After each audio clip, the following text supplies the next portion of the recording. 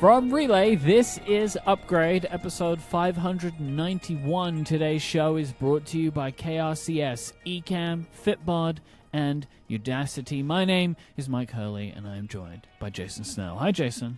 Hi, Mike. Happy Thanksgiving week to all who celebrate, which does not include... Actually, you're going to do a Thanksgiving. I am. I always celebrate Thanksgiving. You do. It's a great meal. And also... You know, for me, just the modern tradition, the idea of being thankful and giving thanks to people and things in my life, that is something that I like to practice. So for me, that makes a lot of sense for Thanksgiving. And I will just start by thanking our listeners for being with us every week. Indeed. We've done a lot of episodes of this, almost 600, and that they have stuck with us, and that new people have come as well. Like, it's really great. And Thanksgiving that's why I like it as a holiday, is that it's just be grateful for what you have, gather your people around you. That's what it's all about, and it's very nice. So, and it's an excuse to have another feast day in the late fall, early winter. So that's kind of fun too. Get a turkey in there, whatever. Yep, I love it. I love it for that. But I have a Snell Talk question for you to start out this week's episode, which is unrelated. It comes from Peter, who wants to know: are you interested in getting the Lego USS Enterprise? Also, do you build Lego, Jason? So, yes, it finally happened. Lego came out with this huge USS Enterprise set with all the Star Trek The Next Generation crew minifigs. I have a few good friends who love Lego. I'm going to call them out now, my Lego pals. James Thompson, friend of the show. Mm-hmm. Tony Sindelar, friend of the show. They're all friends of the show. They're all friends of the show. Lego friends of the show. And, of course, Steven Shapansky, who is one of the greatest fans of Lego of all time. And I used to think that was James, but then I saw that Steven has constructed an entire... he's been on the national news with his ballpark that he built in his kitchen. Clutcher Field. Social handle is Legopolis, right? Legopolis, which is so he's also the host of a long-running Doctor Who podcast, and that is a Lego and Doctor Who pun in one. Amazing. So yeah, it's amazing. So those are my Lego people, and this is not. You may be thinking that what I'm going is where I'm going to is I don't.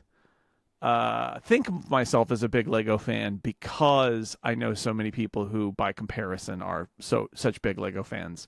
That's not true. In fact, I just I built Legos with my kids and stuff, but no, I'm not into it, and I don't need more things in my life like this. So no, that's the long answer. But shout out to my friends who, all of whom are deeply conflicted about this very expensive but kind of incredible looking Lego set. And I'll just say, every time a very expensive nerdy Lego set comes out, the same thing happens, which is James and Tony and Stephen all cringe because it's like the money, you can see the money flying out of their pockets when they do that.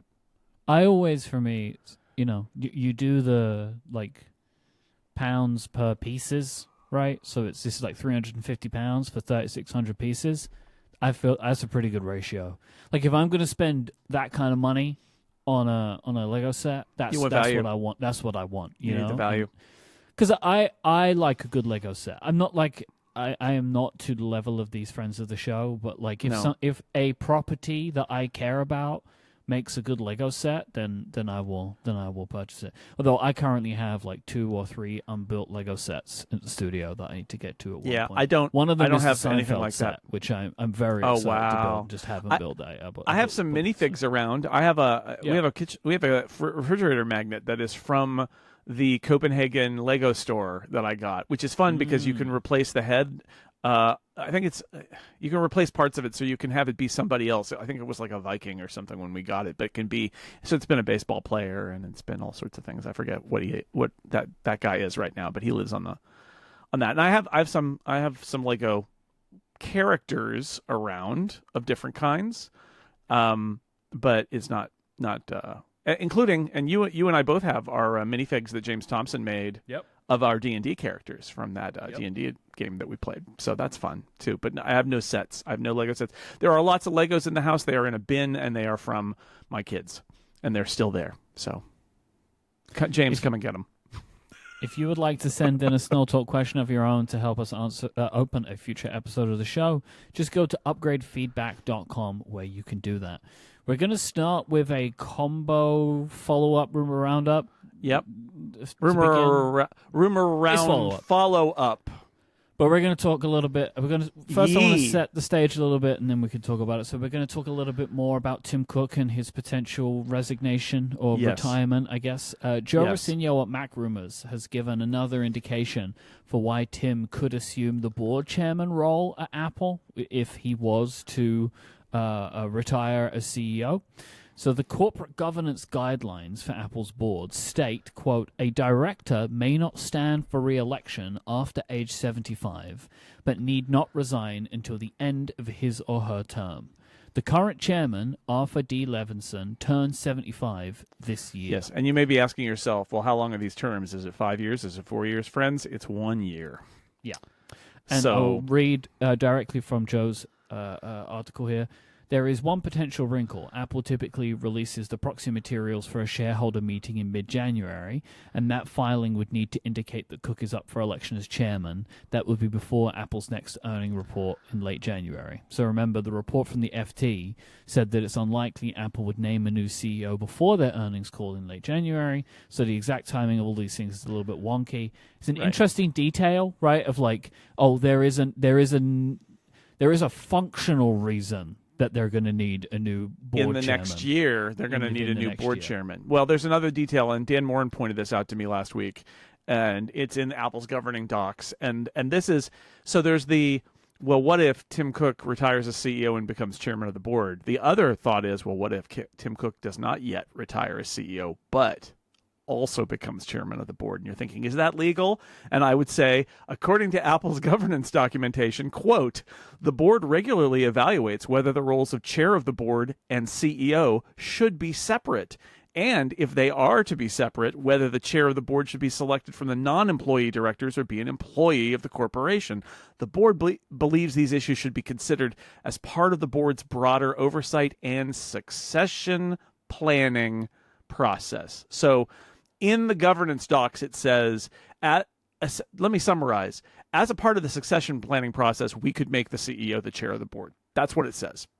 So it's possible that what we're talking about here is not Tim Cook steps off as CEO and steps on as board chair, but an even more transitional transition in which case Tim Cook becomes the chairman while CEO.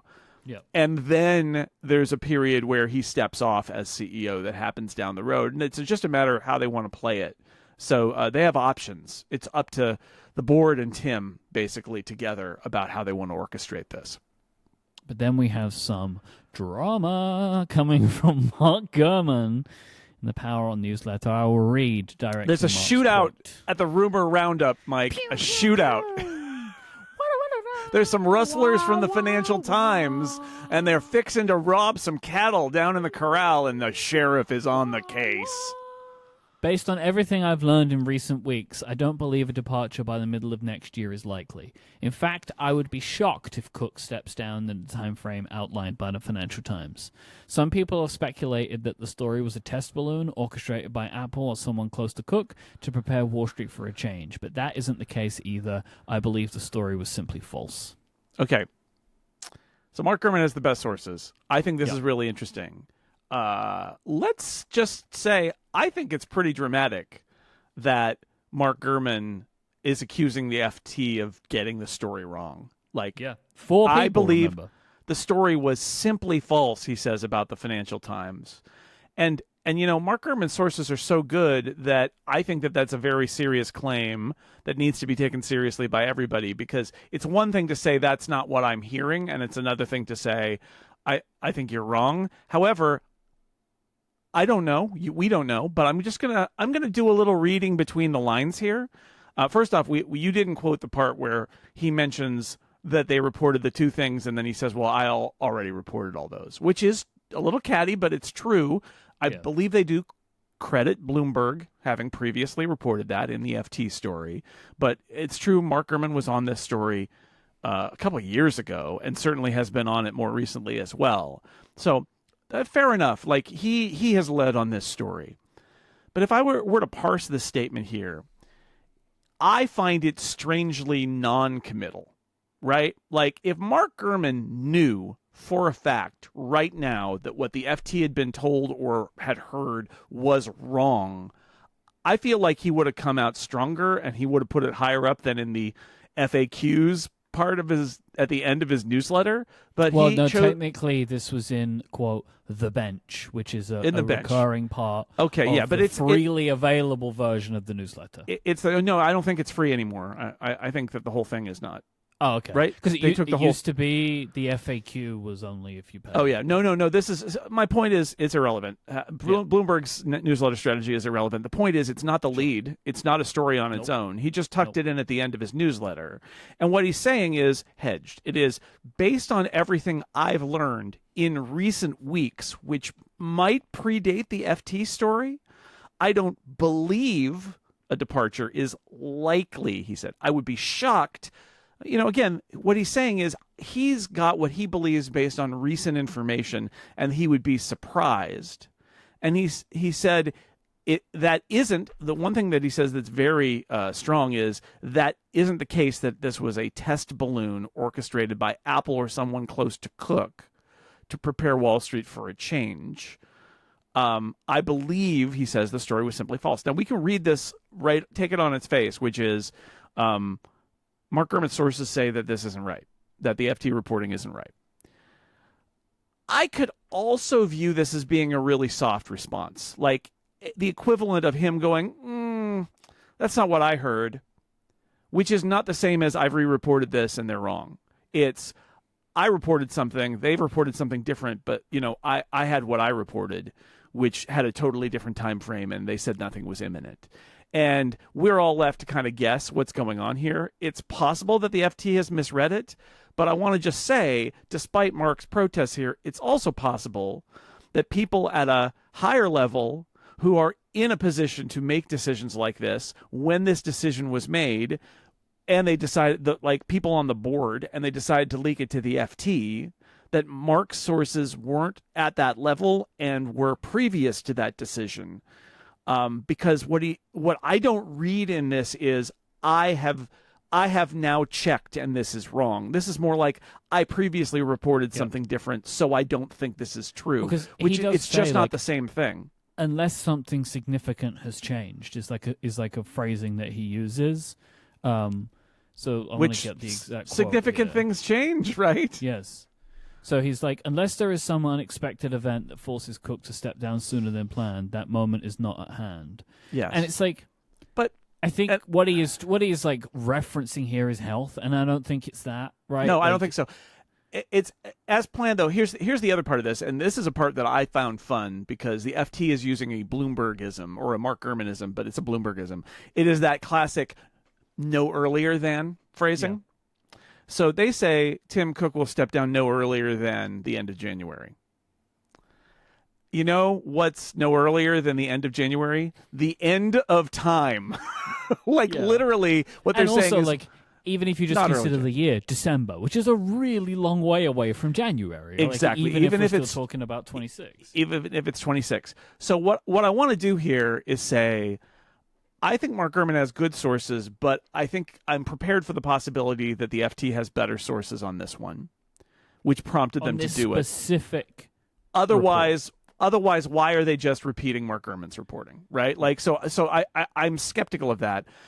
Mark pushes back, but does not push back as hard as I really would expect if he had gotten a direct refutation from his sources. This feels more like either he didn't check with his sources again, or they couldn't tell him whether this was a new thing or not, but that they had heard contrary things, which is fair. Yeah. But it's an interesting example of this. And then again, I just feel like so much of this could be in the muddy middle that it's the, forgive me for going back to the parable of the blind man and the elephant, but it's like no later than January and later in 2026 are the same thing, right? Like if Mark Gurman is hearing, look, it's not happening by the middle of next year. And the FT is like, we got a board member who told us that this is going to happen in 26, but it's definitely not going to happen imminently in January. And they reported it carefully and differently. it doesn't mean that Tim Cook isn't going to be named chairman sometime in the first half of 26 and resign as CEO sometime in the second half of 26. Both of them would be right in that case. So from a journalism standpoint, I'm fascinated by it because after that FT story came out, I kept waiting for Mark Gurman to weigh in and be like, here's what's really going on. And the fact that it didn't happen really until his newsletter, and it's this sort of like it's not a post on the Bloomberg website, is it? You know what? Like in that way, it's not one of his really big like, reports. Yeah, that's not what I heard. I don't think this is true. Yeah. And then I will say the strongest thing he says is, I believe the story was simply false. But like that is quite an allegation to make, based on belief.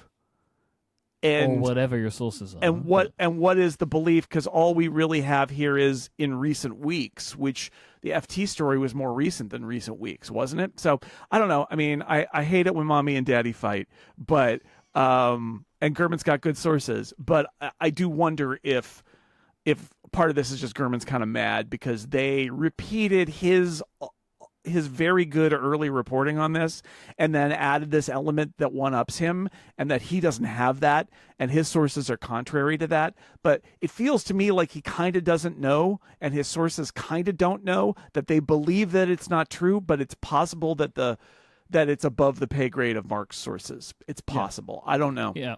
Like maybe I just like the mess and the drama of it all, but sure. I do believe that Mark Gurman's situation is true according to him, right? That like his version of the facts are this, but I also believe, well, where did this Financial Times report come from? I believe that it's also accurate. Yeah, here's a journalism thing that I'm going to throw in here, which is Mark says, I'll be shocked if Cook steps down in the time frame outlined by the FT. But as I recall, the FT story sort of says it could be as early as the end of January, but no earlier than that. And like, again, it's possible that the FT is not really outlining a time frame there, that what they got was an assurance that it's going to happen after results, but they don't know exactly when. And is that a time frame? And I think that it's possible that the FT, in a desire to have this story that is otherwise just repeating things already reported by Bloomberg, has puffed up their story a little bit. And the FT story is a little like this, right? Where they want you to think it's more imminent than maybe it is. There is an attitude in that story of imminence that is not supported by what they actually say, right? Like they breathlessly report it could be as soon as late January, but they don't actually say it will be as soon as late January. That it's like no earlier than that construction that makes you think it's going to be January, but it could be December. So I think that might be what is partially going on here, is that the FT has tried to like lift it up and make it like more juicy with the facts that they've got, but to make it seem breathlessly reporting this to get noticed, which they did.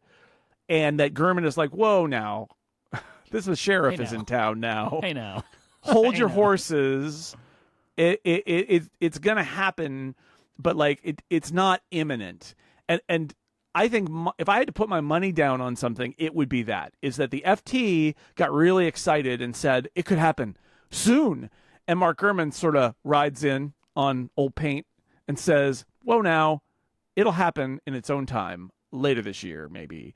And I think that's probably the most likely scenario, is that the FT time frame implies that it's happening faster than Mark Gurman's sources suggest that it actually is.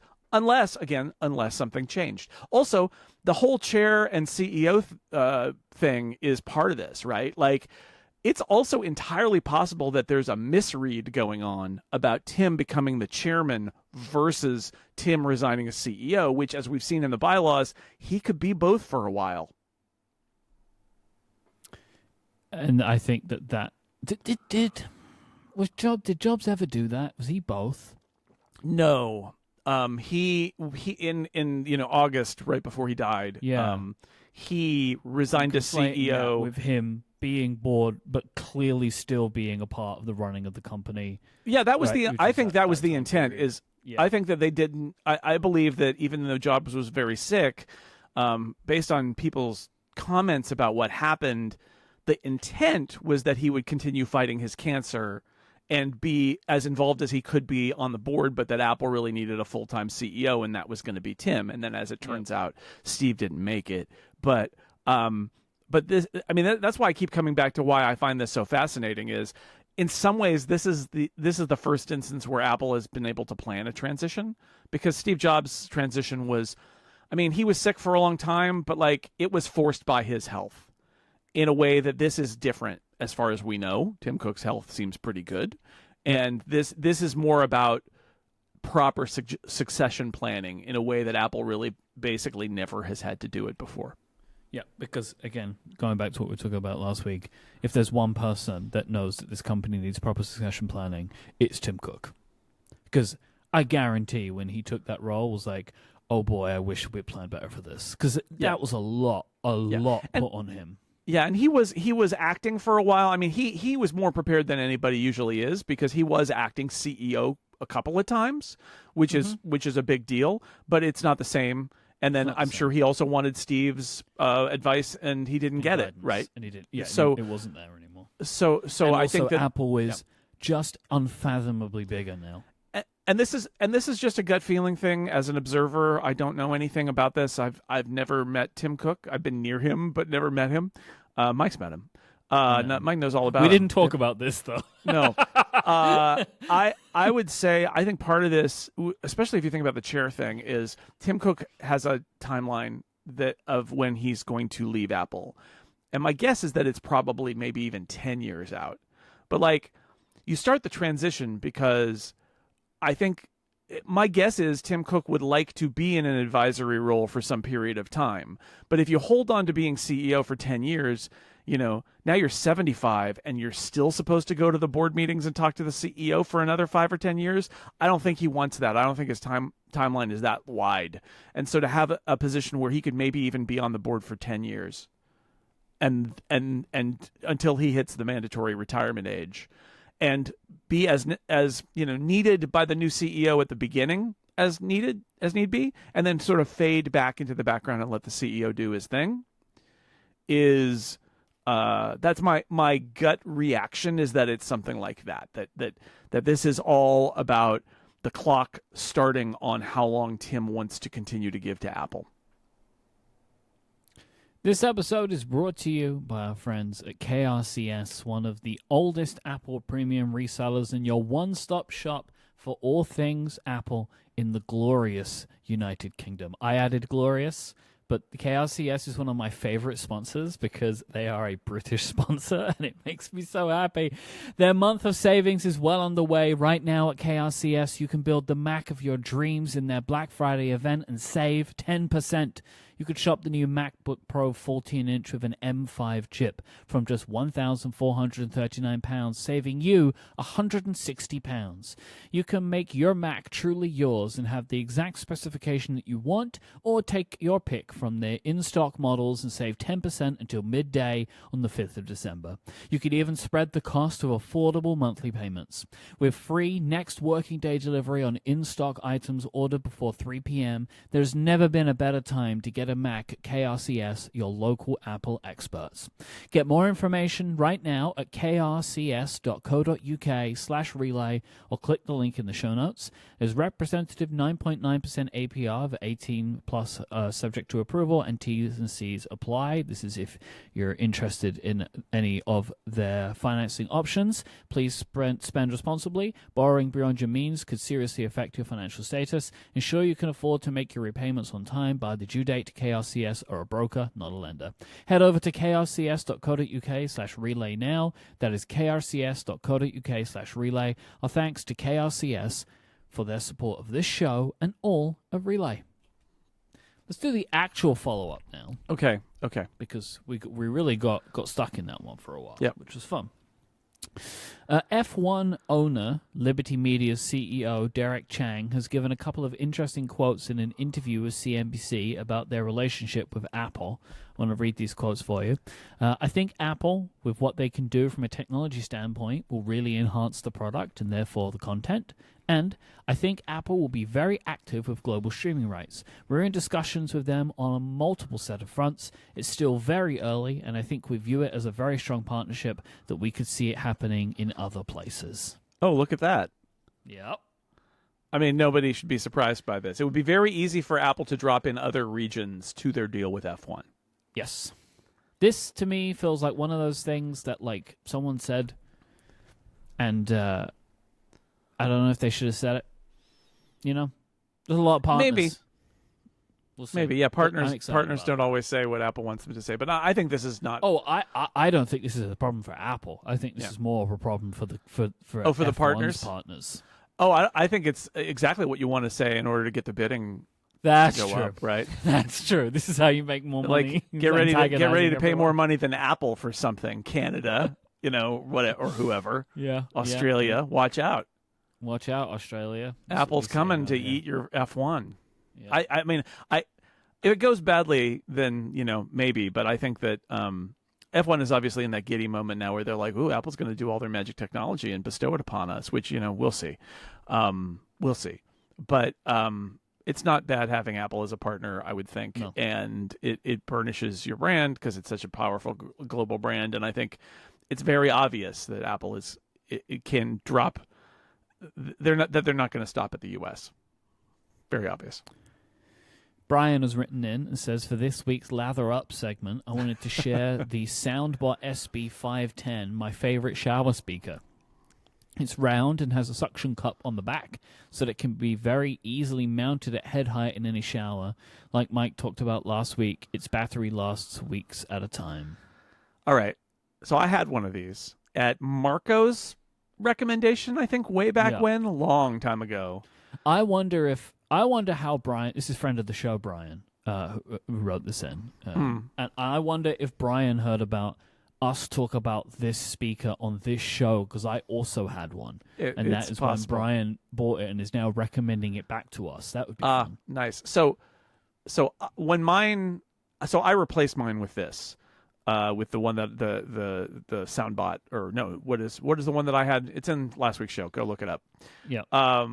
It's there, but it's I can't remember. Anyway, I replaced it, and a few reasons. One is the suction cup thing. Like, the suction cup works great until it doesn't, and then your speaker drops from head height to the hard surface of your shower. This will be important in a minute when we get to the next bit of feedback. My trust level of the suction cup is not super high. And my SoundBot had dings in it, had little plastic chips taken out at places. Also, I don't think I liked, and I'm certain my wife didn't really like, that there was this thing sticking out of the side of our shower all the time. I never felt comfortable with it. I much prefer this speaker that sits on a little shelf basically at the window where there's room for it and there's nothing else that would go there. And it's got the little rope around the crank of the window, so if it falls, it will be saved. That said, I mean, if depending on the ergonomics of your shower, have it and your feeling about suction cup standards, if you can get this permanently placed somewhere and you only have to take it out, every month or something to recharge it, go for it. They do make and integrate, and the idea is the speaker's on the bottom, so it fires off of your tile or shower enclosure or whatever it is, and fires back to you, which is very effective. So, I took mine when I replaced it. I took mine to Phoenix and had it at my mom's place, and then it died. So, R.I.P. The SoundBot speaker of some description, because the link is now dead because that's how Amazon works, was nominated in the 2016 Upgradies in the most life-changing hardware category. Yeah, so I mean, think we continued. I don't think we did. So the one that I use now is the Tribit X Sound Go, which is kind of longer. And yes, no. But again, I think it's about ergonomics. That one was a perfect fit for me because there was a perfect space for me to put it at head height, basically, in my shower. Your mileage may vary. So They're all waterproof and all that. Like, I mean, the one that I use, it's got the rope on it, it's got the string on it, and so I can hang it anywhere in any shower, and if it gets wet, it doesn't matter because it's waterproof. It's like all their Amazon ads are like, I'm having fun with a speaker in the swimming pool, which is, I mean, okay. I mean, yes, I got it. It's waterproof. Great. Good job. This has just reminded me about something for the upgradies. Yes, we're in Upgrade Plus today. We're gonna talk about a little bit about production for the upgradies because it's coming. Yep. Upgradies meeting. Looking at that list reminded me of how every year people want links for all the nominees. So I've just made myself a task to remember to do that later on this year because people always want it. They always want it, not just the winners. Yeah, that's a big thing. That's like when we do incomparable book club episodes, and there's like, I got a link to 40 different books. Yep. Understandable, but I get it. I made a task, so I will start doing the pre-work for that long before, and then hopefully it'll make That's it what AI should be for, is that kind of thing. Yeah, Maybe. And Jordan writes in and says, regarding your continued discussion about shower speakers, I wanted to share a solution I've been using for a year now. I use a MagSafe suction cup for phone holders in cars attached to glass in the shower. They're surprisingly stable and it allows me to keep the phone high and dry. The phone speaker is close enough to my head to be audible, and I don't have to worry about getting it wet. It's easy to travel with. It can stick to most glass and tile. Jordan, you are a person after my own heart. This is genius. Genius. That's what I'll say.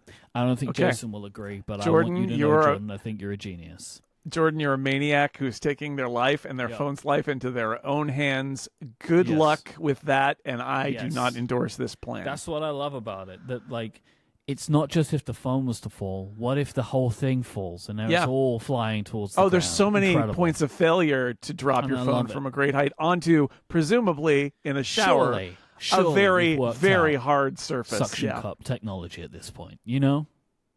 I don't know. That's a problem. I don't trust it. Have a little bit of follow-out as well. I would like to point people towards widgetsmith.app/jobs because we are hiring at Widgetsmith right now here at CrossForward. We're looking for a designer. We're looking for someone to come in and help us with a vast variety of design work. I would say I think the most exciting part of this work from my perspective is to help design and redesign some widget layouts, which I think would be super cool, but loads of things, wallpapers, general UI stuff, even for our other apps, aesthetics and themes, helping us with fonts, imagery. Like this is a wide-ranging job. I think this is suitable for people of all experience types. I want people to go check it out, widgetsmith.app/jobs. There'll be a link in the show notes too.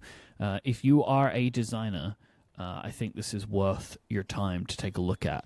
I think this is very exciting. I think this is cool, but you know, your work would be seen by millions and millions of people, and I think that is a quite unique opportunity for such a small and growing team. So go check it out.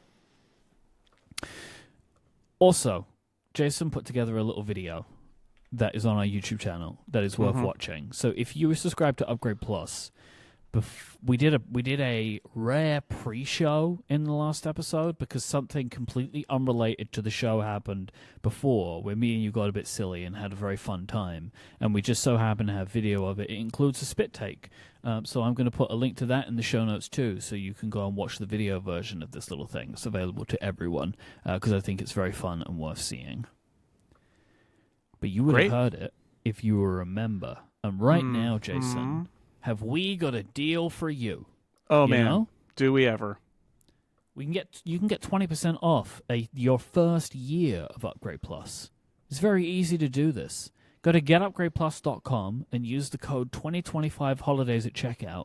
That will get you 1 whole year of Upgrade Plus for just $56. That will get you longer, ad-free episodes. You're looking at about $1 an episode, and you'll get no ads, more content, and you'll support us. if you're hearing me say this and think $1 doesn't sound like very much to give to my favorite tech podcast once a week, I will agree with you. Yes. So why don't you consider becoming a member? You support the show, which is so helpful. Like, again, we spoke about this before, but if you listen to this show and you hear the ads, you will know that over the last few months, this show has been doing great with ads. And for the rest of the year, we're well booked out, and we're very lucky to be so. But you never know. And also, I would say other times that has not been the case. And yes, and also we've had those, those ad-free episodes or those one ad episodes, and it's not great. Absolutely happened. And so, also, we're like, this is the worst time of the year for advertising. Going into the beginning of the next year, like people are working out budgets. It's a very unsettling time. So it is very heartening to us as content creators to know that we have direct support from the people who care about this product the most. It takes us a lot of work to put this show together and to make it as good as we think it is. And if you agree with us on that, you really enjoy this show every week, why don't you take advantage of this deal? Go to getupgradeplus.com, use the code 2025holidays at checkout, and you'll get 1 year of Upgrade Plus at just $56. If you're the kind of person who around the holiday season, it's like, people always ask me what do they want, what to buy me, and I never know what to tell them. Just give them this URL, giverelay.com. It's got everything they need there to understand how to give it as a gift as well. When you can also give it as a gift to other people. And I already mentioned it, but on Upgrade Plus today, we're going to have our annual planning meeting for the upgradies, where we take a look at the categories, talk about it, settle some stuff, and get ready for the most wonderful episode of the year.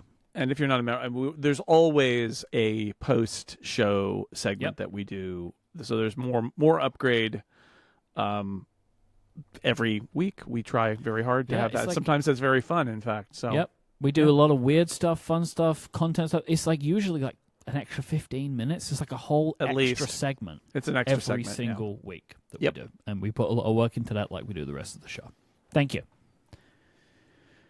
Last week, Jason, Google announced that they have found a way to allow for AirDrop between Pixel phones and iPhones in both directions. This also works with iPad and the Mac. When I originally saw this, I was like, oh, this is like Find My, right? Where Google and Apple worked together and they created a way for do interoperability. Because Pixel has their own thing. Called Pixel Drop, I think it's called, or Pixel Share, or Quick Share. There is a thing on Android, and I also think there's a thing on Pixels, which is essentially AirDrop, right? Like they have it. It's called Quick Share. Sorry, it's called Quick Share, and that is like the way that they do their own AirDrop, and it works with Android phones.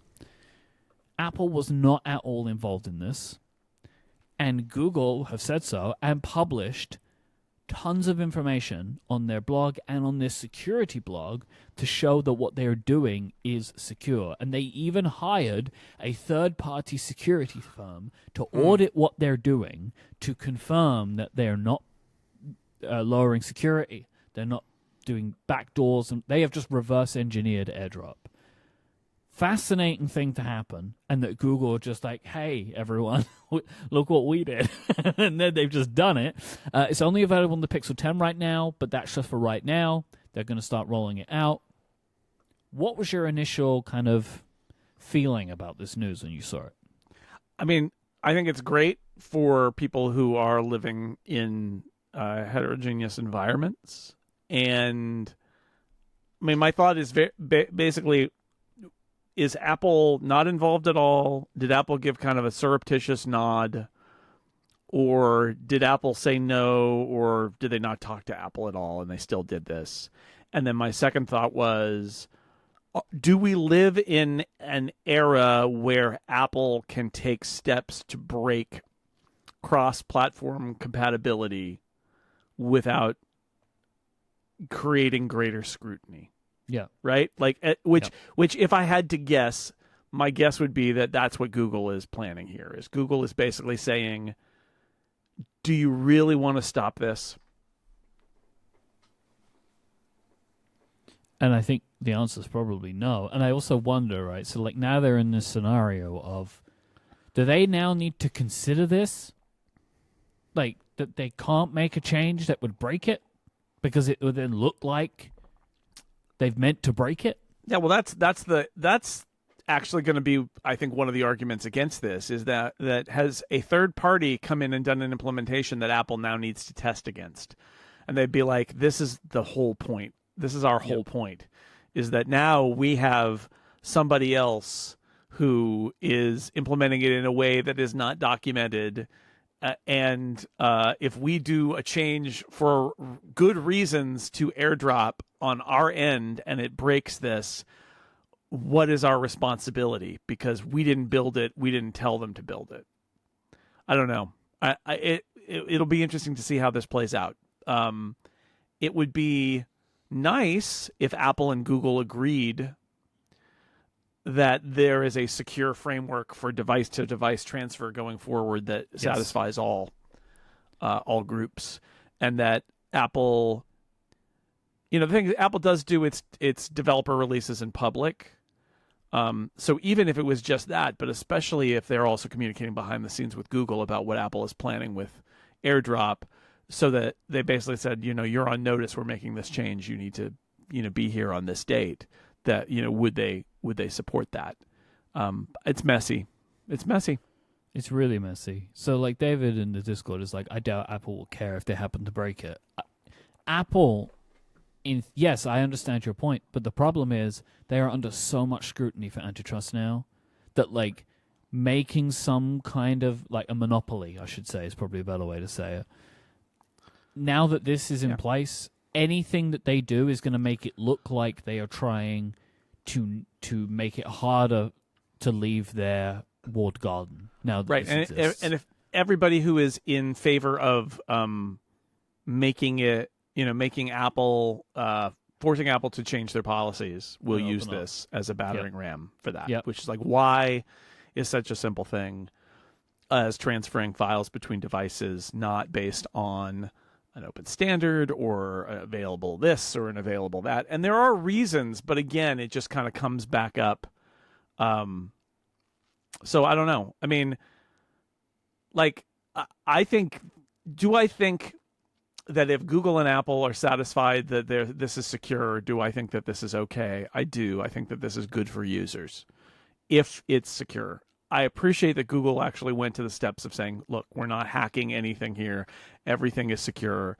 Apple will probably be the judge of that. But if it were all to be fine and secure and not allowing nefarious people to push things onto your device, I feel like Apple has locked down AirDrop so much recently that this was a bigger issue before than it would be now, where it's like off. I mean, even the Google video about it, you got to go to AirDrop and turn it on to everyone. And that by default time limits now, right? Which is exactly right. So you turn it, you basically open the door, it comes in, and then the door closes. So there's user input happening as part of this process. Yep. Yeah, it's a fascinating thing for Google to just do. It's super interesting to wonder if they bothered to not bother, but like if they told Apple they were going to do it beforehand, especially considering that the companies seem to work together better than they have in a long time. It's like just an interesting thing of like, oh, by the way, we also did this. Well, I think there's a non-zero chance that this is. I'm not saying this happened, but I'm saying there's a non-zero chance that they actually got like a surreptitious nod from Apple. That like we're not gonna cause you trouble. We're not gonna participate in this, but we're satisfied with your security results. Fine, we're just not gonna talk about it. I that is where I lean to. It's possible. It's like we're not going to create a system with you, but we're not going to kick up a fuss if you do this. And if you agree that you're just on the hook for managing this, and you won't cause a fuss if something we do breaks it, it's then on you to fix it. Like, watch our developer betas and make sure that you stay compatible. Yep. Also, I'm fascinated by how this is on a phone, right? Yeah. Like, you can do this on the Pixel 10. And again, I know Android is just such a mess of different phones and everything, but like, what a great example. I mean, it's not just that they're holding it for their one device, but also like, So some Android phones will be able to do this, but others won't because of whatever reason, software, hardware, whatever it is. I don't know. What a weird thing, right? It calls it brings into relief what the value, some of the often invisible values of being in the Apple ecosystem are, which is like, if you've got an iPhone, it does AirDrop, right? Yeah. Yeah. And I know Apple invented it, but the point is there are a bunch of these features that Google, the platform owner for Android, brings out, and it's like, this just works on our phone. Yeah. Or it'll roll out to some selected phones later. And it's like, well, what about other phones? Well, it might not go to them. How fractured that whole world is. It will probably go to all Pixels, and then maybe they'll say, Samsung, would you like this? And then Samsung would just make their own decision. Right? It's like such We're a gonna weird, use Samsung very Drop weird. instead. Yeah.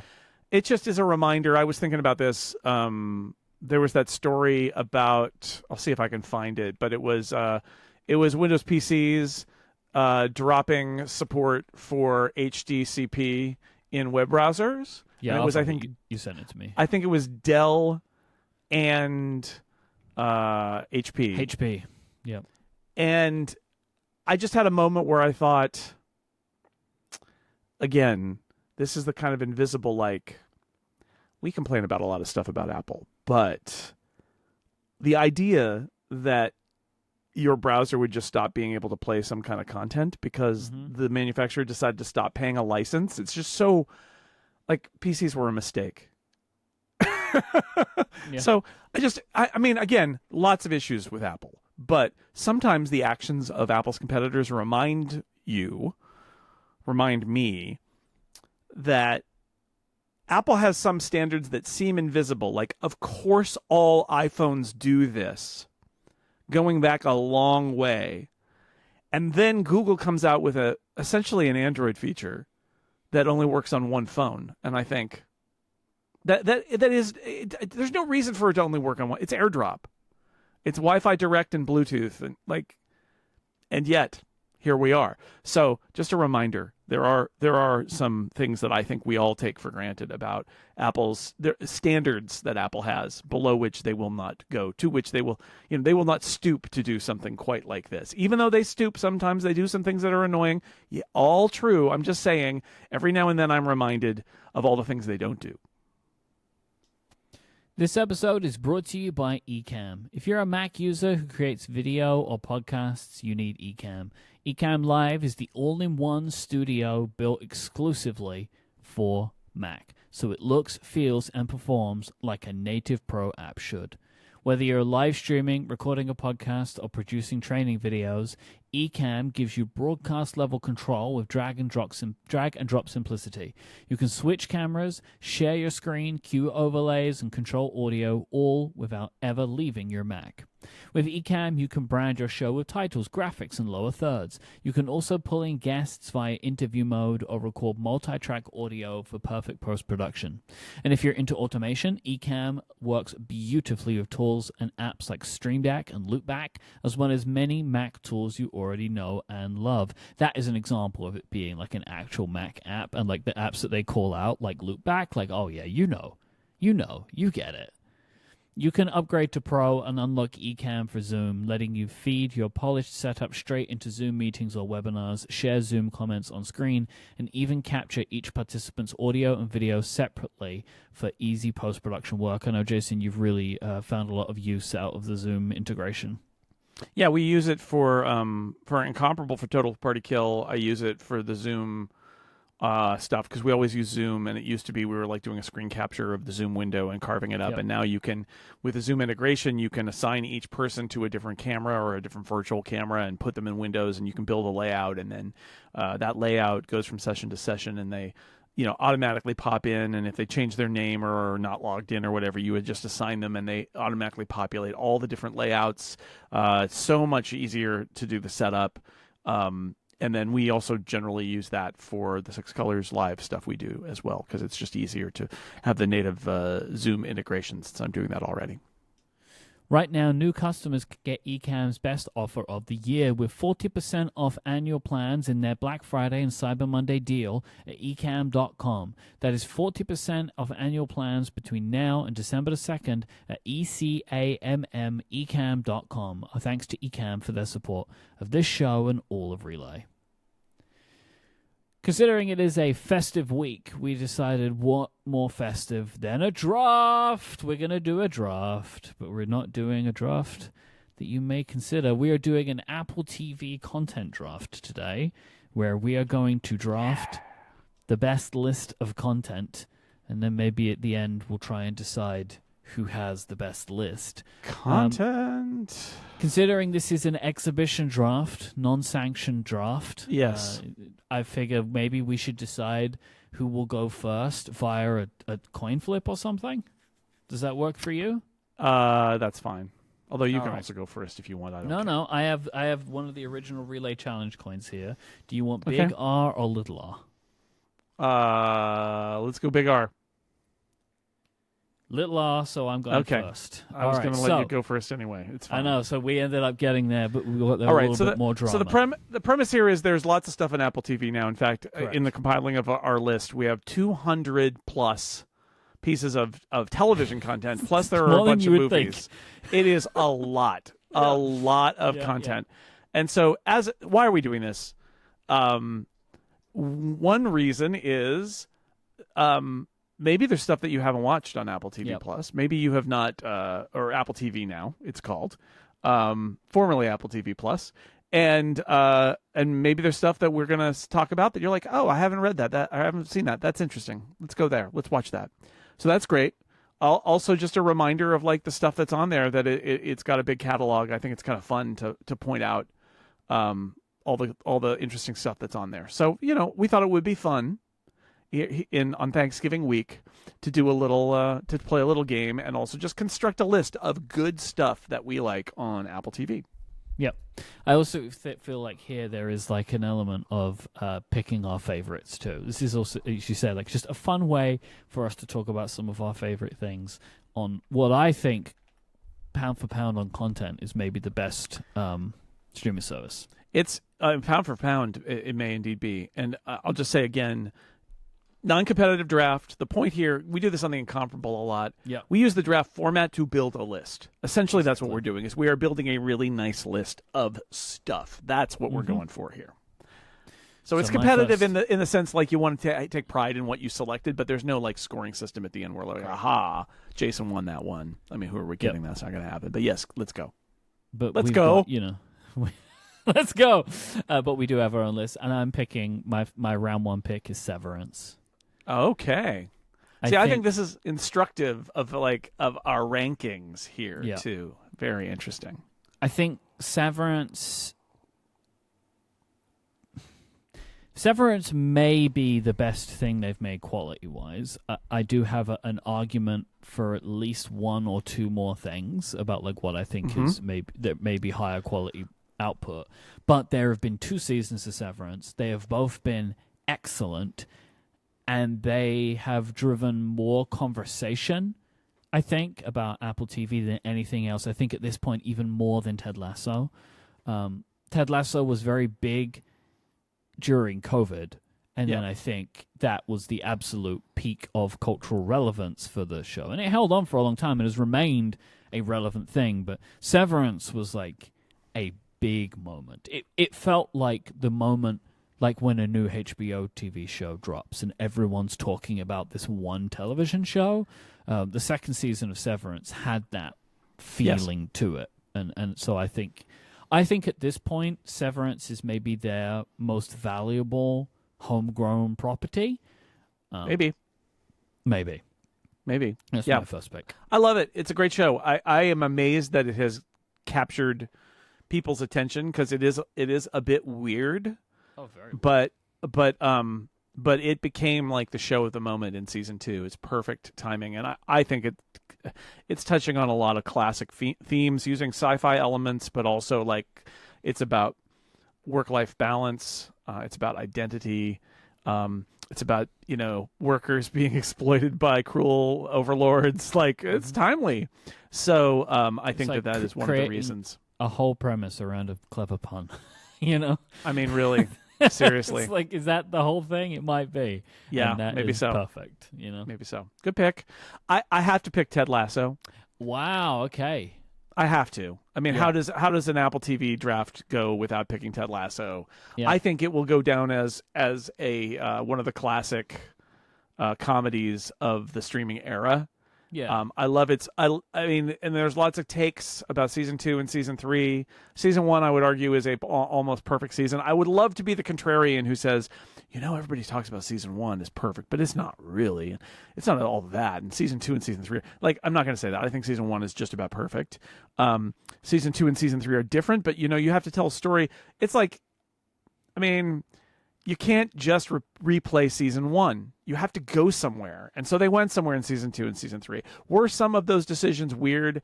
Yeah, some of them were weird. I think they were not entirely prepared to do everything like at the level Christmas that they... episode in the summer.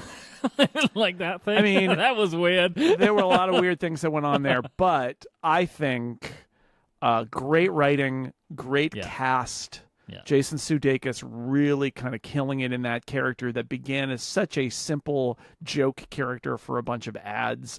I think it's been said so much that it gets tiresome, but I have to say it, Ted Lasso is not only was the breakout show of Apple TV when it started, which they did not expect, but is foundational to what they're doing. So I have to so much so that they have moved heaven and earth to continue it, right? Like, we know that was a big negotiation to get not just the show to return, but to also seemingly get Sudeikis to be the continued star of the show.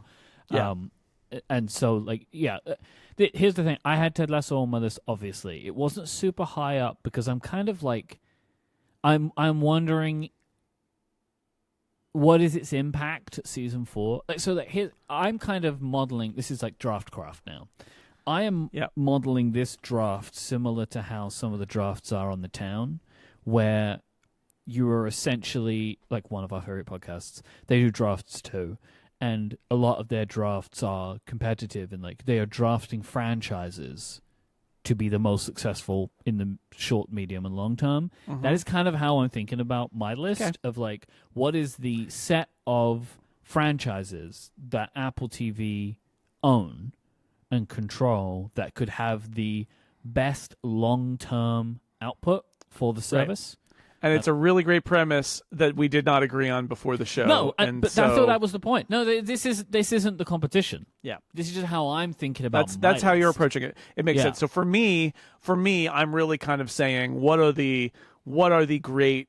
If I was to make the top 5 or top 10 list of Apple TV programs in its first era, what makes that list? Yeah. I'm really thinking of it down to the ones that I have seen that I have loved. I also have a sprinkling of that in there too, because like one of my picks, which will be coming up very shortly, it's not my next pick, but it'll be the one after, is one that I just love so much, but it doesn't seem to really be so. But I'm not programming somebody else's streaming service. I'm picking the ones that I like.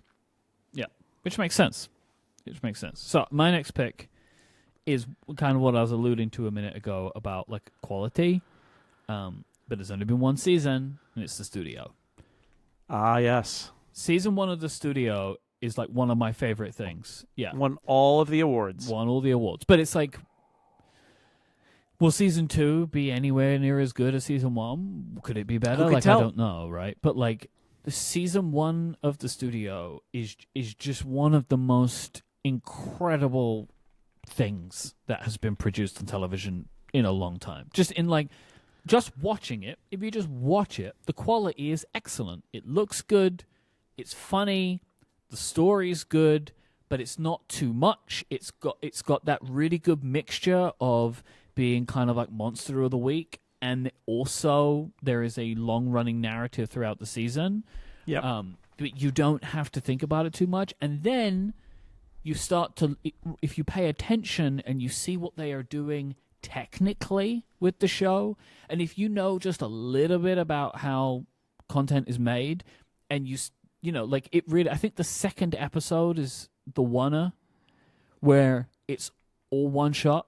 Yeah. And like when you clue into that, where you're like, oh, hang on a minute, this episode about producing a one shot is actually a one shot, then it's like, I know what we're getting here. It's just incredible. Seth Rogen is a genius, and like even then integrating things like the podcast I just referenced, The Town, is referenced in the show, and Matt Bellany, the host, is in the show. Oh, it's brilliant. It's brilliant. brilliant stuff. And then, bringing in all the TV executives and all of the cameos that they get, it's beautiful. Love it.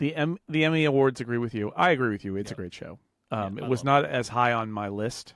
Yeah. But I think it's a great show. And that's great because I'm going to go back to the Bill Lawrence and Brett Goldstein and pick Shrinking next, which is a really, really great sitcom. It's kind of at the top of its game. It is a classic Bill Lawrence, people hanging out, talking. The premise is interesting, but, it's as with all of these shows, it goes way beyond its premise pretty quickly. The idea that this is a guy who's grieving, whose wife just died. He's got a teenage daughter. He's a therapist who decides to kind of make some questionable therapy decisions. But really, it's just about, Harrison Ford is a supporting character as the gruff mentor. Great cast, killer cast all the way through. Yep. Good, really good writing. 2 very great strong seasons. Too, right? Like Zach Braff was in the 2nd season, right? Well, Zach Braff is Bill Lawrence did Scrubs and is I know. And they're but going he's back great in it. He also I think he directed some he's of a the director, episodes so too. But just to me, it's the main cast is great, the guest cast is great. It's a very, very good show.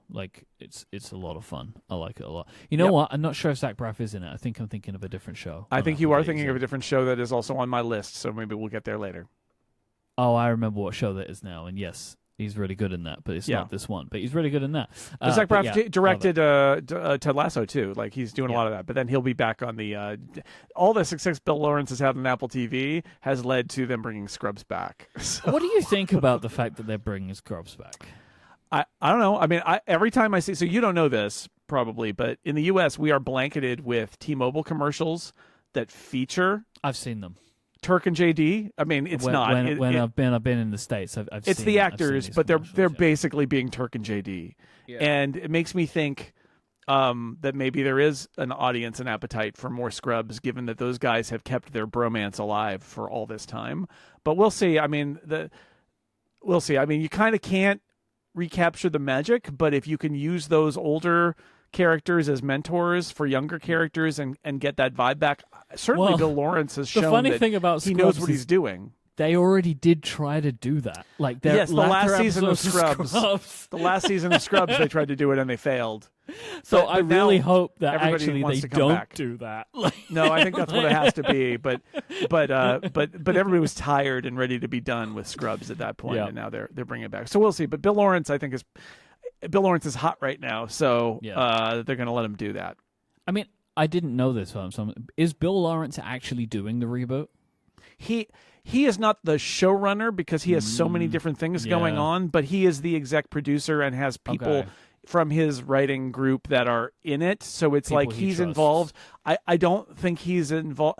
I think he's involved with maybe at the level that he's involved with Shrinking, where, Brett Goldstein kind of developed that show and then Bill Lawrence helped him develop it because Bill Lawrence is such a pro. We'll see. Oh, and speaking of which, Brett Goldstein is so good in Shrinking. Yeah. He's just so good in that. Oh man. What a great show. My next thanks. pick I picked it.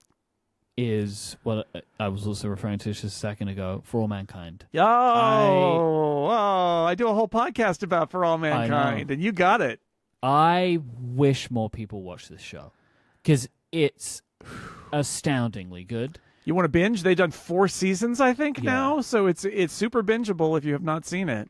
I reckon this is the show when I have friends and they'll be like, "Oh, I signed up for Apple TV for this," whatever it might be, right? They've signed up for Severance or they've signed up for the studio, and they're like, "What shall I watch now?" And I'm like, For All Mankind. Man, it's a show. The premise is simple.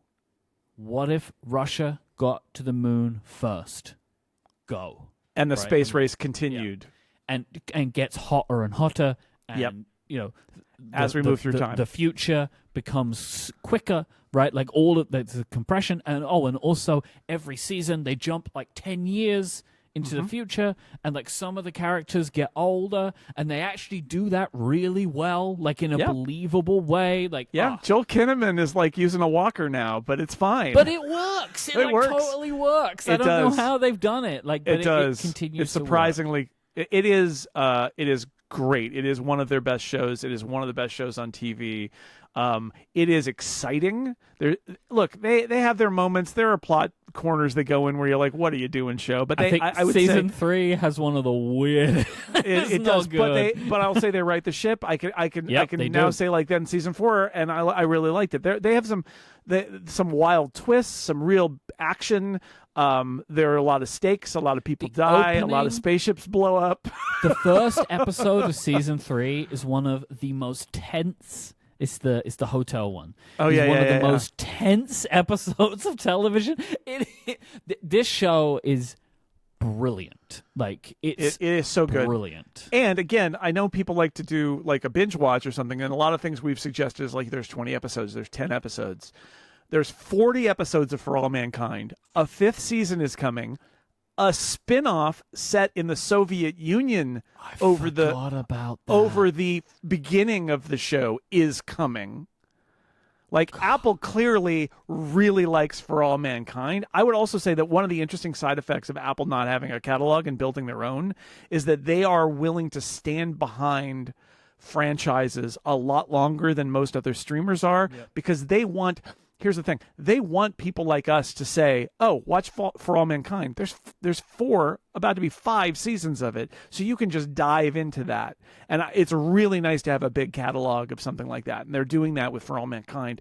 It's really great. Is it perfect? No. Does it do some silly stuff? Sure. But like, I am riveted. And it is one of the very few TV shows that rose to the level where Dan Morin and I now do an episode-by-episode podcast about it called NASA Vending Machine that is over on The Incomparable, because it's that good. It is so good. So highly recommend. Link to that in the show notes. Good pick, Myke. It's what I'm really excited about. Basically in the spin-off show, they're going back to the beginning of the show and retelling it from the other side. So from, the show is set on the American side and they're going back to tell it from the Russian side. And I really wonder if there will be like a way that you'll be able to watch it where you jump between them eventually. Like you would watch episode 1 of For All Mankind and then episode 1 of what is that one going to be called? I don't know. Whatever they've announced the title, I think, but like where you end up like you could kind of machete order it or something, and you end up like episode one, episode 1, Star City is what they're calling it, which is the place where the Soviet Union space program is, and it allows them to maybe bring back actors. In fact, right, to be right, I didn't think about that. Oh man, so good. Yeah. All right, what's your next pick? I love it. I am going to say here is an up and coming sci-fi franchise that I think they did an incredible job with, and I want to see much, much more of it. And it's Murderbot. Okay. Murderbot is great. The format is really interesting. It's 30-minute episodes, not hour-long episodes. So they're short and sweet. For those who are put off by the subject matter or the title, it is a funny. It's what Chris Weitz, who did American Pie and About a Boy, among other things. It is a really faithful adaptation of Martha Wells' Murderbot series of novellas and novels, which are beloved. They've been really successful in the sci-fi reading community over the last decade. It is funny and a sci-fi show. So like, are there alien monsters? Are there lasers? Is there tension? Yes. It's also funny, and also it is about identity in a very interesting way, because the main character is the Murderbot. It is a synthetic life form. It's made of a combination of computer and cloned human tissue. So it's got a brain, but it was never a person, like a human. It is a person. And then the interesting twist is these types of creatures are created as essentially a slave race. They are put under control. They kill themselves if they disobey orders. And this one undoes its programming and has free will. And so it becomes a story about this character that is not a human being figuring out where it fits, wondering about the freedom of other creatures like it, navigating the politics, which I think is really appropriate for our time, of who is going to agree that it's free and not human but sentient, right? Who is going to agree with it? Where can it go where it can be treated with dignity? And yes, its pronouns are it, which I also think is kind of fun. Because it's not, and there are a couple of shots where it's a male actor, but like there are a couple of shots where you see its genital area and it's a Ken doll, right? Like it's like there's nothing down there because it's not made for that. It's made to be a security robot, but it's not a robot. It's a person. It's just not a human. Anyway, so there's a lot of that, but it's also funny. It kind of is working with this ragtag group of kind of space hippie scientists, and is always frustrated by how bad they are at security, which is why they have a security bot with them. Anyway, I cannot recommend it highly enough. I love it. It's hilarious. I hope they make many, many more episodes. My only complaint about it is in the 30-minute format, it's really nicely bite-sized, but it means the season goes by real fast, and then I want more. So I hope they bring it back for much more because it's really brilliantly executed. It's about something. It's got action and sci-fi fun and is funny all in one package. What a special gift. Murderbot. This episode is brought to you by Fitbod. If you're looking to change your fitness level, getting started can be tough. That's why I'm pleased to let you know Fitbod is an easy and affordable way to build a fitness plan that is just for you, because everybody has their own path to personal fitness, which is why Fitbod uses data to make sure they customize things to suit you perfectly. Fitbod will adapt as you improve, making sure every workout is challenging while also pushing you to make the progress that you want, because you will achieve the best results when a workout program is tailored to your body, experience, environment, and goals. These are all unique to you, and Fitbod will store this information in your Fitbod gym profile. It will then track your muscle recovery, making sure that you avoid burnout and keep up your momentum. And Fitbod builds your best possible workout by analyzing billions of data points. They have exercise science on their side, and all of this stuff has been fine-tuned by certified personal trainers to make sure that they give you the very best exercises. They mix things up, right? Because that is important. By mixing stuff up, and we're talking about different workouts, different exercises, different rep schemes, supersets, and circuits, you will have a well-balanced workout routine, so you are not overworking muscles or underworking them. Doing either of these can negatively impact your results, so they balance it out for you. Now, when you're learning new exercises or being given new exercises, you want to make sure that you're learning them well. And I love that Fitbod has thousands of demonstration videos in their app. Their app is really easy to use and it works really well. So I can watch these videos, they're shot from multiple angles, and make sure that I feel comfortable with the exercise that I'm about to take on. Personalized training of this quality can be expensive. Fitbod is just $15.99 a month or $95.99 a year, but you can get 25% off your membership by signing up at fitbod.me/upgrade. So go now and get your customized fitness plan at fitbod.me/upgrade. Once again, that is fitbod.me/upgrade for 25% off your membership. Our thanks to Fitbod for their support of this show and Relay. So my next pick, I want to pick Formula One in the Apple TV draft here, and I guess we can, I'll give you future Formula One broadcasts and F1 the movie streaming soon on Apple TV if you want it, because you what you're picking is the relationship. Yeah. Well, also it is also like they're definitely going to make a Formula One too. Yeah. Whatever they call that. I heard some. This is very funny to me. There was the director. Is his name Kaczynski? Yeah. He was being interviewed like on a red carpet for something recently, and someone referred to how is F2 going, which I thought was so funny. It's like this human being was an AI who just assumed that if you had a movie called F1, that the sequel would be F2, where if that was what they were making, it would suggest that Sonny Hayes got demoted to the junior league of the sport. and raced in F2, which doesn't make any sense. So yeah, I'm picking the concept of Formula One as a part of Apple TV because I think that this is going to become a bigger and bigger thing for them. I think if Drive to Survive didn't exist, they would make that, right? Like as part of this arrangement. I will be really intrigued to understand what that relationship is like between the production company and Netflix as to who actually owns Drive to Survive, because there is a production company that makes this for Netflix. And like, what does that deal look like? You know, like, is Drive to Survive a movable thing or a concept just like it, and maybe it goes to Apple in the future? Like, everything is up to play for when it comes to Apple in this sport, because they're in for it for a very long time, and it is a successful product that is growing. Like, I think, you know, correct me if I'm wrong, Jason, like one of the sports which is weirdly considered to be growing its audience around the world, which doesn't seem to happen often, especially growing its audience in the US, which is an important market. So, yeah, I'm picking Formula One. Okay. You said beforehand that you would probably do that, and I said, go ahead. I'm not picking it, so that gives you one less pick, and I'll take it. Interesting to think about it. Mm-hmm. I am going to pick another, maybe a little less talked about, but deserving, way better than I expected it to be.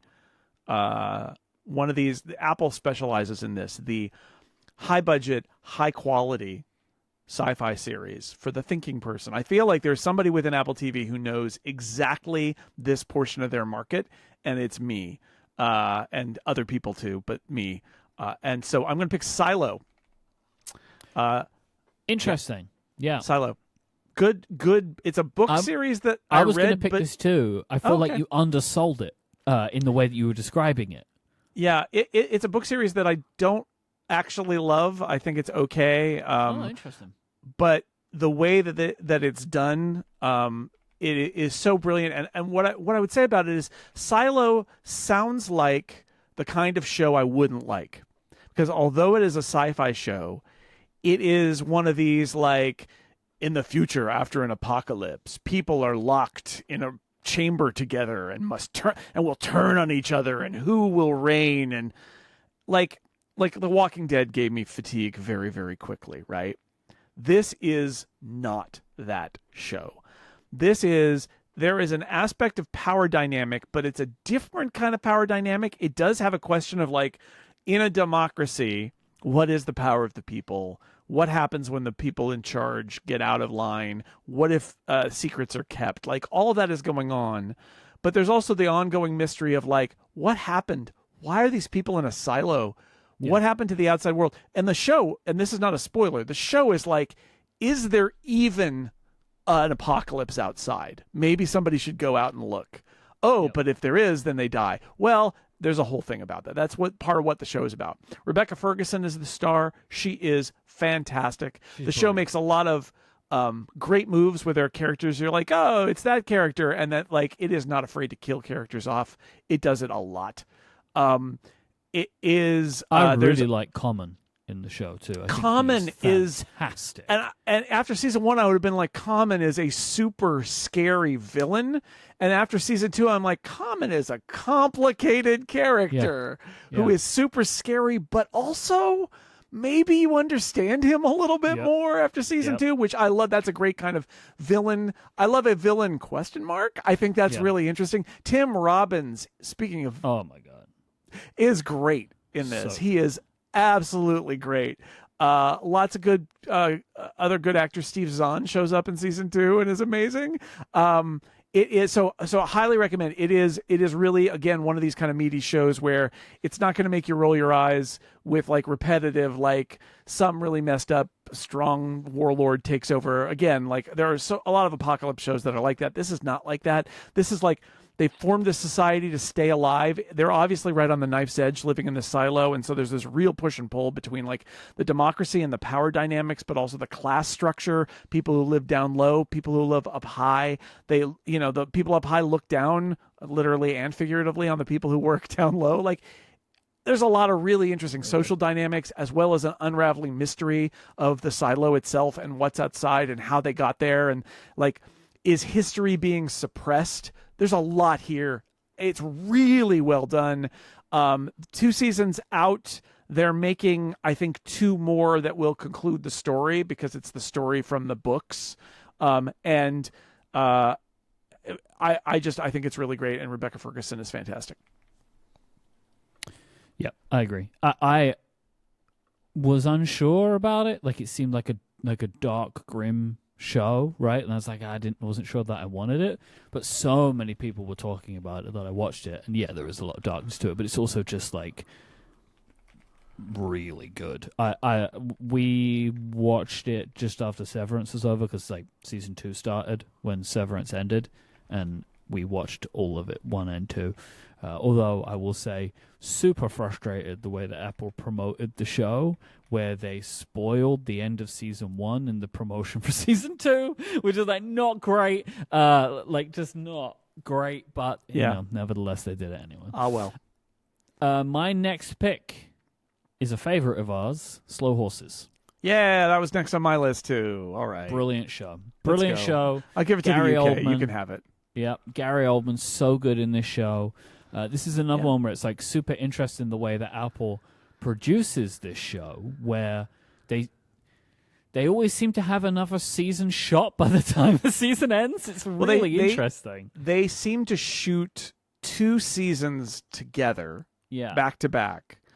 And then they also have a pace where they then come back to shoot the next 2 seasons a year later so that they can do, because it's like 2 6-episode seasons. So their seasons are short, but it allows them to like do 12 in a block.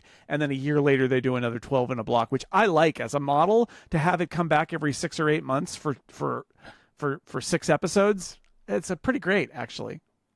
Yeah, so like, because they always do this thing, which reminds me of like, it reminds me at the end of Back to the Future 2, where at the end of every season of Slow Horses, they're like, next season on Slow Horses, and they have like a bunch of footage to show you because they've done it already. Yeah, which I always think is so funny. I love it so much. I agree with so Jack Lowden, his wife Saoirse Ronan, is like campaigning for him to be the next James Bond, and I agree because I think he would be a brilliant James Bond. I really like Jack Lowden in this show. It's fantastic, and there is also another James Bond connection to the show where his grandfather is played by Jonathan Pryce. Yes, who is one of my favorite Bond villains, who plays. I think it's Tomorrow Never Dies, and he plays like a Rupert Murdoch figure, but what if he could make the news? You know, so that's the...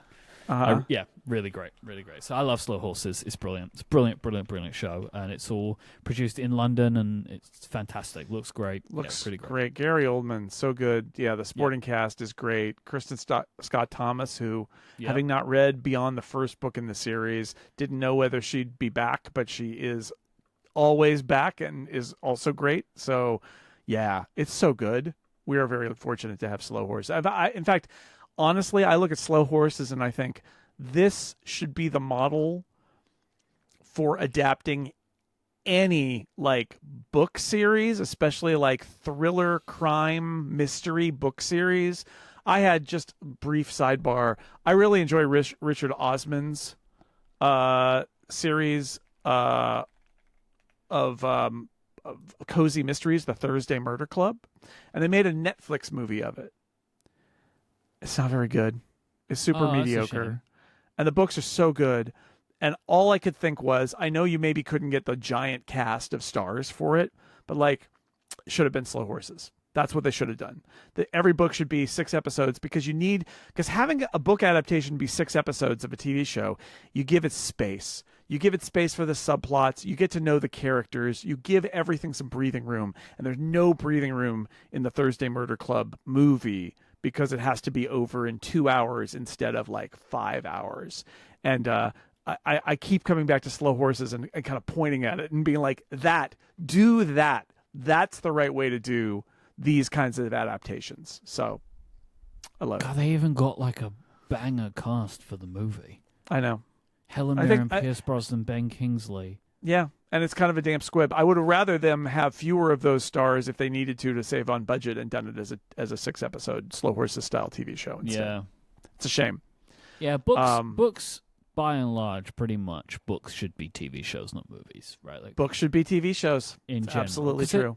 They're just bigger, right? Like yeah, you the get stories the are time the to stories tell the are longer. Yeah, movies are like short stories, not novels. And a good novel movie adaptation, they happen, but like it's a mismatch. You're dropping a bunch of stuff out, and sometimes it harms the final result. Mm-hmm. All right, this is my fifth pick. I'm gonna go, even though it has only dropped 3 episodes or 4 episodes now, especially since the TV critics who have seen 7 or 8 of them think, like I talked last week on Downstream to Alan Sepinwall, longtime TV critic, and he said that show of the year for him is between The Pit on HBO Max, which is a wonderful show, and Pluribus, which is the new Apple TV show starring Ray Seahorn from Vince Gilligan, who is the creator of Breaking Bad and Better Call Saul and used to work on the X-Files.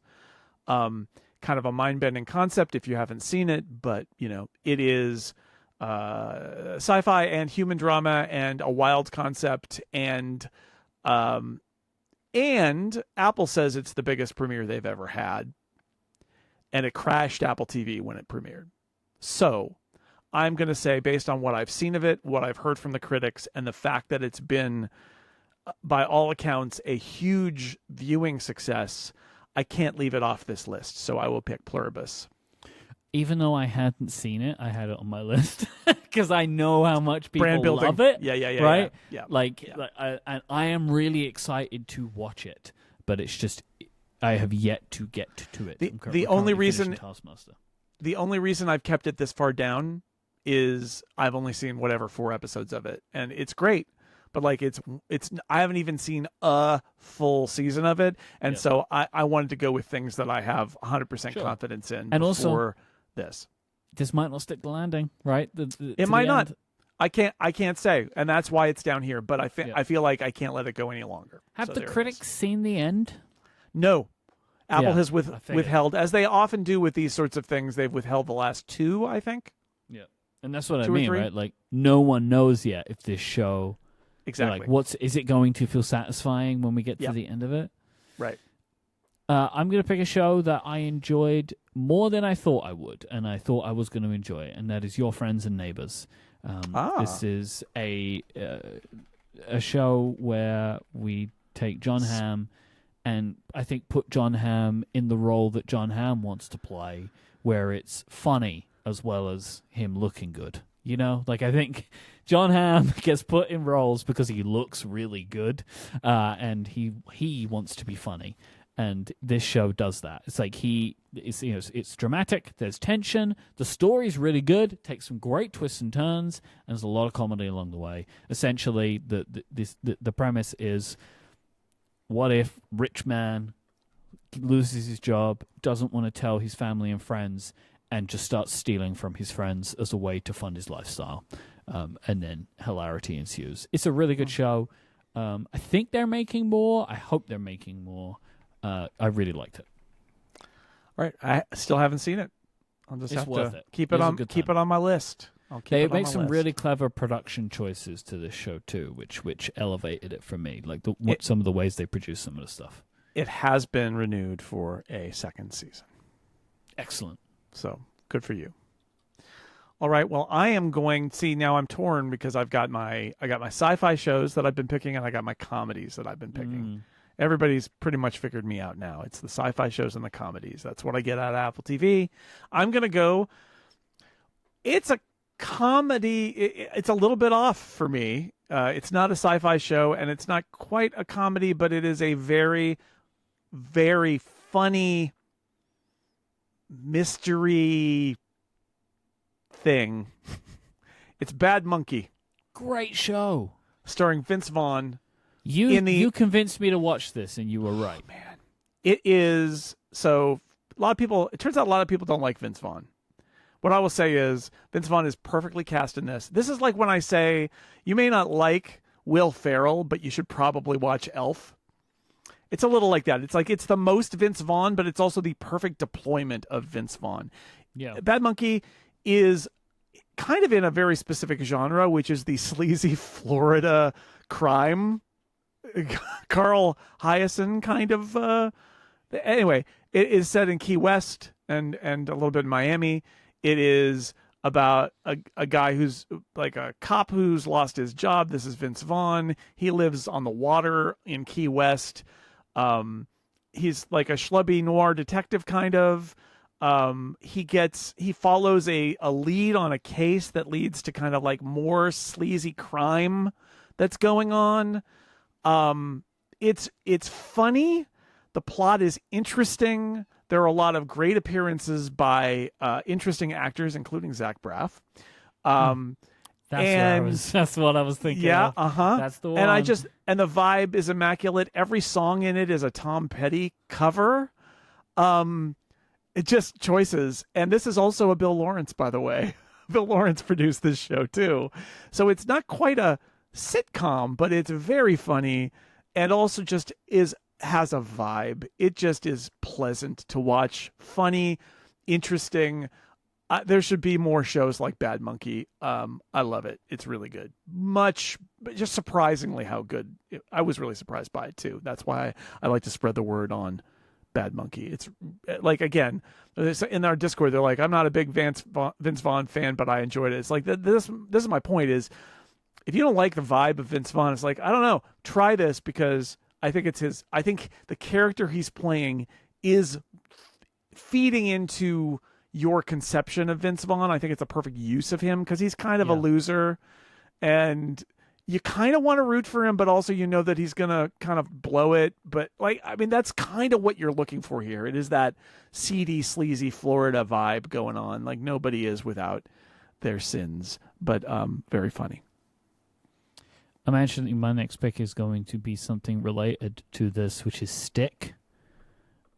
Oh, good show. Good show. Very good show. And it's related because Vince Vaughn and Owen Wilson together forever, locked in our minds together forever. So this is the Owen Wilson, it's like Ted Lasso, but golf, which is not a really fair premise for it, but it is like Owen Wilson and a ragtag group of people sort of mentor teens golf phenomenon.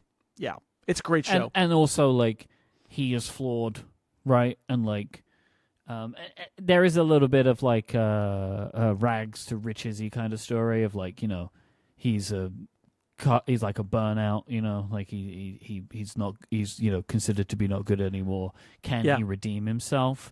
Yeah. It was very funny and had a really good story, and it was one that I wanted to try and was really pleased that I did. Yeah. So like, one of the things that I like about Stick, that I also like about Ted Lasso, is they're both aware of sports cliches and are willing to give you the sports cliches when you want them, like from sports movies and stuff. Yeah. They know they have power, but they also know that they're cliches. And so it's a fine line where it's like, because I know they're cliches too. So they'll do a sports cliche thing. And there's a great Amazon series called Red Oaks that does the same thing. And it's like, that this is Red Oaks is like an 80s romantic comedy / sports movie all mashed together. And it's a great show, but like, it's the same idea, which is, I know it's a cliche, but it works and I love it.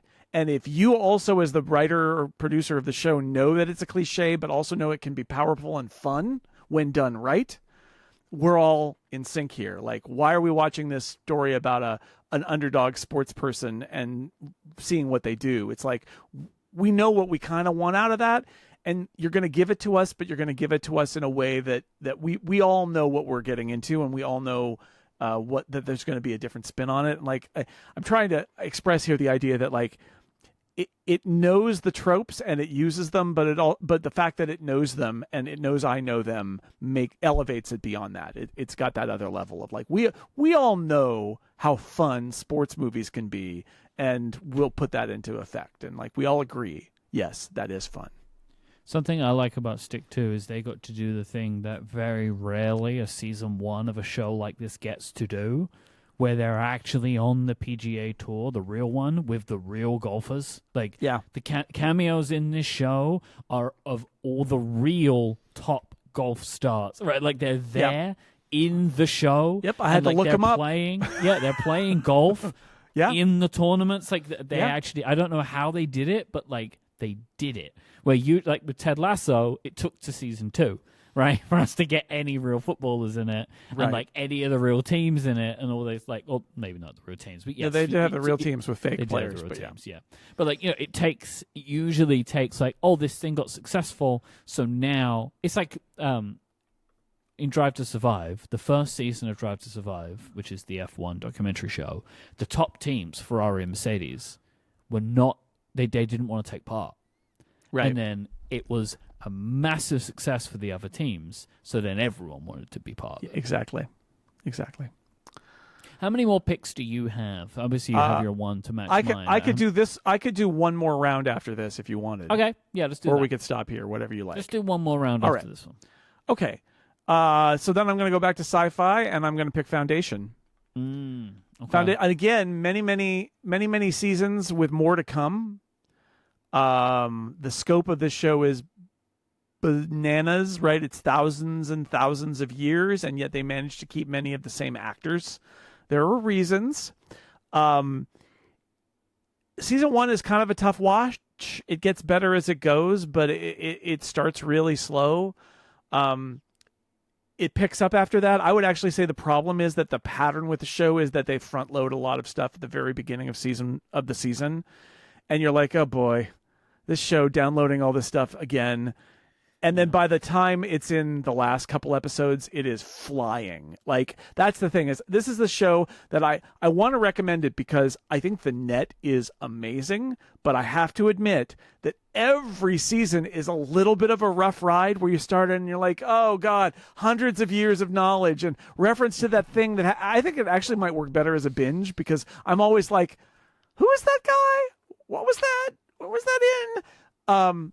But if they lay down their cards at the beginning of the season of like, this is the story we're telling now, and then the momentum picks over, and then like when it is good, you are talking about like galactic stakes and planets being destroyed and the fate of the galaxy at risk at any moment of like, and it does it so well. It is one of the great examples of like a tenet of the science fiction genre, which is the space opera, the galaxy spanning space opera, that doesn't get represented in media like this very often. And Foundation goes for it, and I think it does a pretty good job.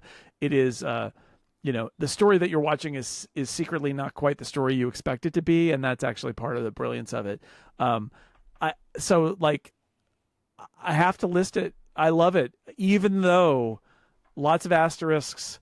You got to be committed, but I think actually on balance it is brilliant, even though it can be hard to get into, and you got to persevere. But if you persevere, there's a lot of reward every season. Great performances in this one too. So yeah, Jared Harris is great in this. My last pick is a show. My last pick is a show that I have not seen the final season of yet. Oh. But the rest of it is really good. Mythic Quest. Oh, it's also a show that's you sniped done. Me there. So, it's got that benefit. I have seen it. I've seen the it? last season and the side quest thing that they did. I like Mythic Quest a lot. I think it's funny. I went into it being skeptical about whether I was going to like this show. It's from the It's Always Sunny guys, but it's like, video game. And we talked about it when they were announcing it. It's like, is this really going to be, what's this going to be? Is it an ad for a video game? They partnered with a video game company, Ubisoft. Yeah, to make it. So it was like, it's just going to be a whitewashing of the game industry. Like, what are we doing here? And it's not. It's great. It's a story of the people who work at this video game studio, and and you've got your technical expert, and you've got your overbearing, annoying, creative genius who knows that he's a genius, and you've got various other characters that you pick up along the way. It is funny. You don't need to be a big video game person to find it incredibly funny and good characters. Best COVID episode that any TV show did. Yep. The last season is good. The side quests are actually some of the best stuff that they did, which is they did a little mini season right at the end of, I think it's 4 stories that don't involve the main characters, but are set in the world. Basically, they're the episodes that you normally would do as a standalone in the middle of your season run. Which they did every season. Which they did. And then in the last season, they just did 4 as a total separate show. Yeah. And those are really great. What I would say is I felt at the end of the last season that it had run its course and they didn't need to do any more. I was happy that we got what we got from Mythic Quest. I think it was great.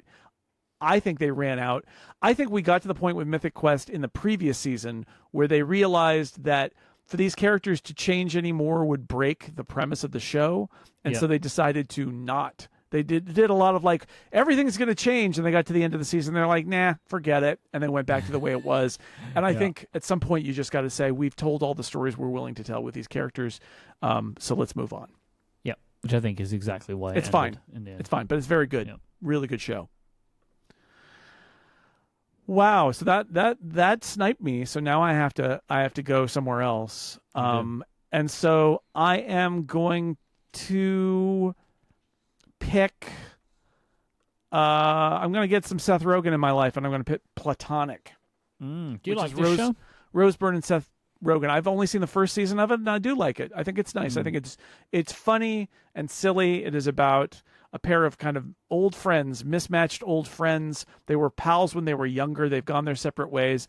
This is Seth Rogen in a more Seth Rogen-y kind of, he's a schlubby studio executive in the studio. Here he is a schlubby brewmaster at a brew pub. It is, and kind of in a state of arrested development.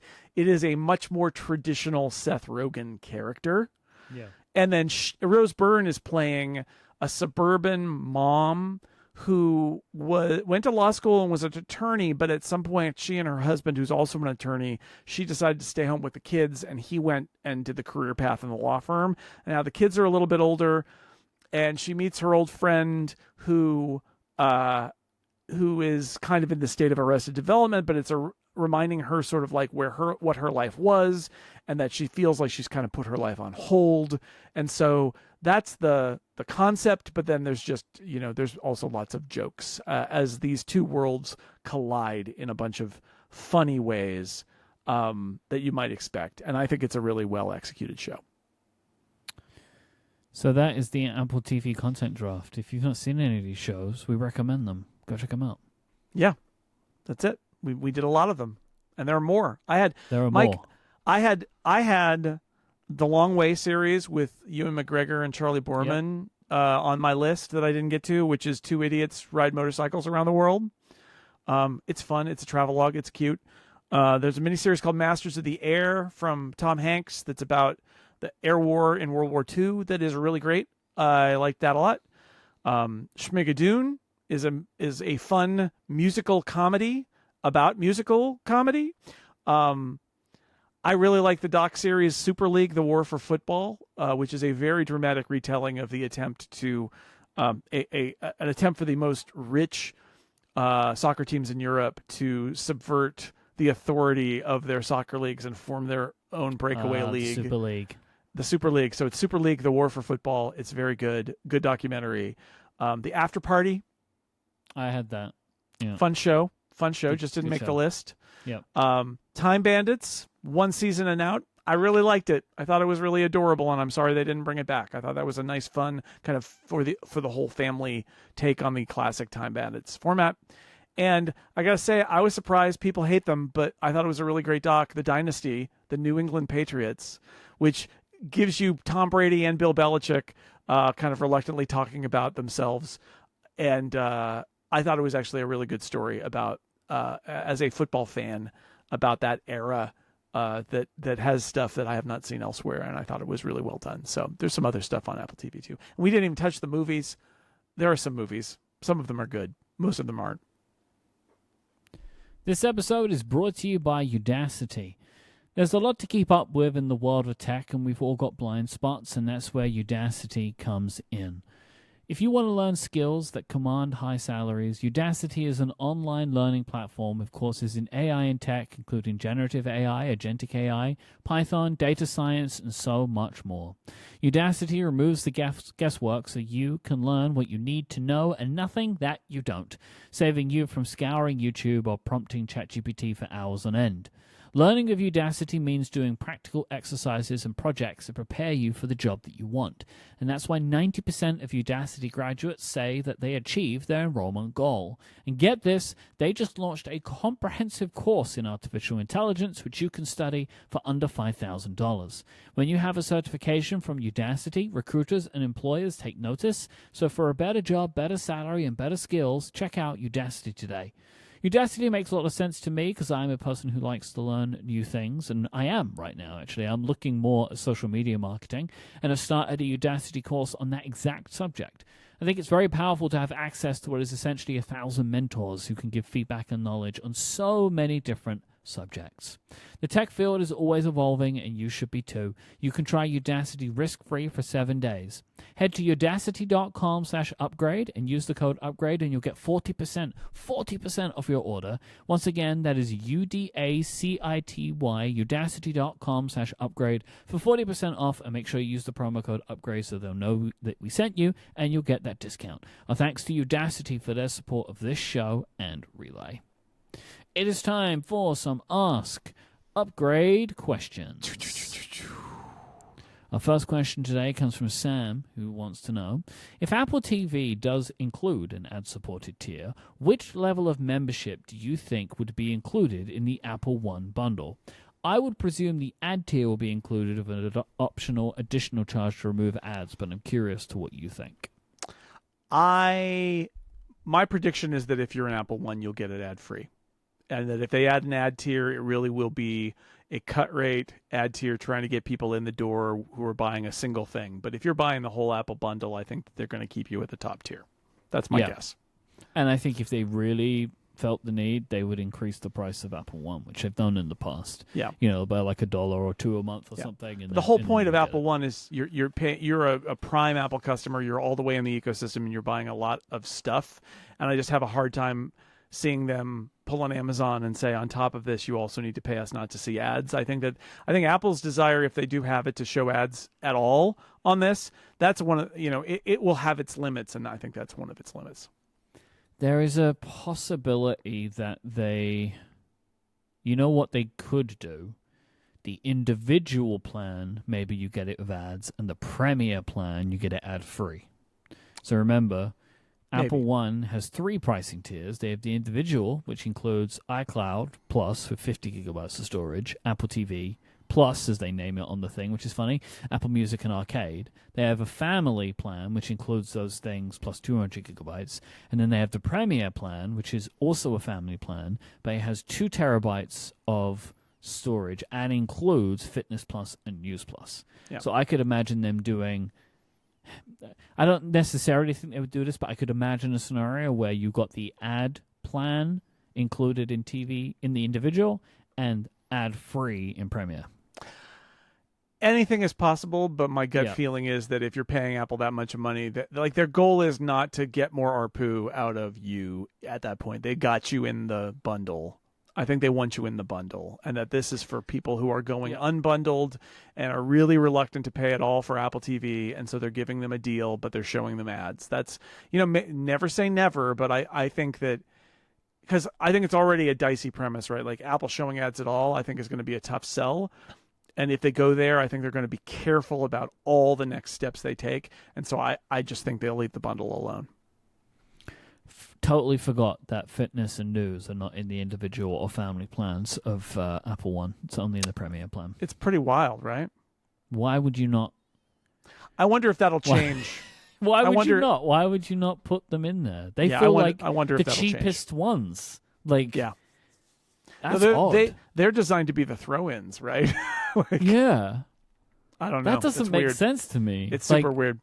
That's very strange. I haven't looked at this in a long time. Like, I got Premiere and then just never thought about it again. Because I do actually think, for me, Apple One Premier is a good deal. Like to get I the agree. 2 terabytes of iCloud storage that I can share with everyone, and then all of those services. And I do use music, which is $16.99 a month on its own, Right. to do a family plan. And I use TV and I use arcade. Like I use these services. It would cost nearly double to pay for them separately. Mm-hmm. Logan said, "Should Apple end the Mac Pro as we know it and rename it to rename the Mac Studio to become Mac Pro? Studio Display could become Pro Display without interfering with the Pro Display XDR. Besides leaving some disappointed, the only other issue is no Mac could be made in America like the current administration wants." Well, it's okay because they're making the servers in America, in Houston, the private cloud compute servers. And my answer is no. They could it's also fine. make any Mac they want in America if they could just do that. They could if they wanted to. My answer is no. I get the we want everything to be in perfect boxes, and so we want to rename it. But it's like the Mac Studio is the Mac Studio. It's going to stay the Mac Studio. The Mac Pro will just go away, or it'll sit there on the price list and nobody will buy it. But renaming a product just to fill a slot doesn't make any sense. I think Mac Studio is a better name anyway. Also, yes, it is a better name than Mac Pro. And also, it absolutely does not matter if they don't have a product called Mac Pro. Like, it doesn't Super matter. doesn't matter. And also, the people that care the most about the Mac Pro would be really upset about that as well, you know? Like, I suppose it's another poke in the eye for that. Yeah. It's like, I get that there are people out there who like want every Apple thing to be nice and tidy, and they've created like a little chart and all that, but it's like, no, don't do that. Yeah, because then, I mean, if we're doing that, then would they also have to make a Mac Max? You know? Because Max is the thing? Mac Studio is fine. Mac Fine Max. name. The Mac Max with Max. It's fine.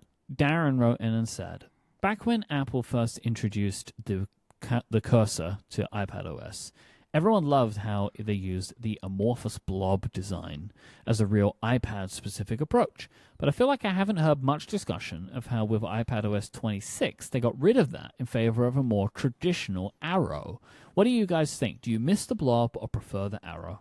All right. Well, I haven't heard much discussion about it. I wrote about it in my review, but I'll just say... No, but you wrote about it. Discussion and writing discuss it. You know? I get it because they felt they needed, especially with the new multitasking stuff, to have a pointer that indicated the precision using the trackpad, right? That now they've got some interface elements that are smaller and that they wanted to indicate the precision. However, amorphous blob, it still is. The pointer still changes when you move it around. It still has a lot of those characteristics and will change. So it morphs into an I-beam when it's editing text, right? Like that is still the case. Does it still do the snapping like it used to snap to content? I don't think it does that anymore. If the app wants it to, it does, but otherwise it doesn't. I think it's not supposed to ideally do that anymore. Yeah. I think at the time when it was introduced, it made a lot of sense to make a cursor the size of a finger because that was what was interacting with apps. But I think as iPads have become more complicated post that being introduced, and with iPadOS 26, it makes more sense now to have the precision. So I think, like I didn't. It was funny when I read this question. I was like, oh yeah. To me, it just felt like such an obvious natural change that I never really thought about it. And when they introduced it, I was like, great, I prefer this now. And so the blob is a nice idea. The circle was a nice idea, but it's a virtual finger. And there are elements that require more precision now that you would need something more precise than the circle. And so they made the advantage of having an arrow is there's the point of the arrow, which is super precise, and that's what they want. But it still is not the Mac pointer, and it still does its little morphing animations and stuff. So it's fine. I like I like what they did with the original. I think that it was super clever.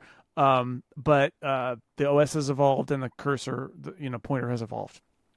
It's fine. And Matt wrote in and said, "Do you feel an extra pressure to not make mistakes on the shows that you record live in front of an audience, like Upgrade, versus the shows that you do not record live?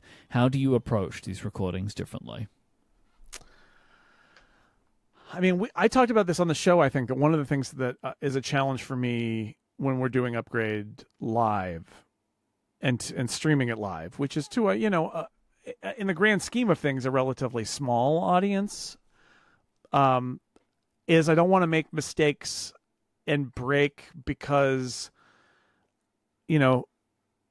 then I have to go back, and it's a whole thing.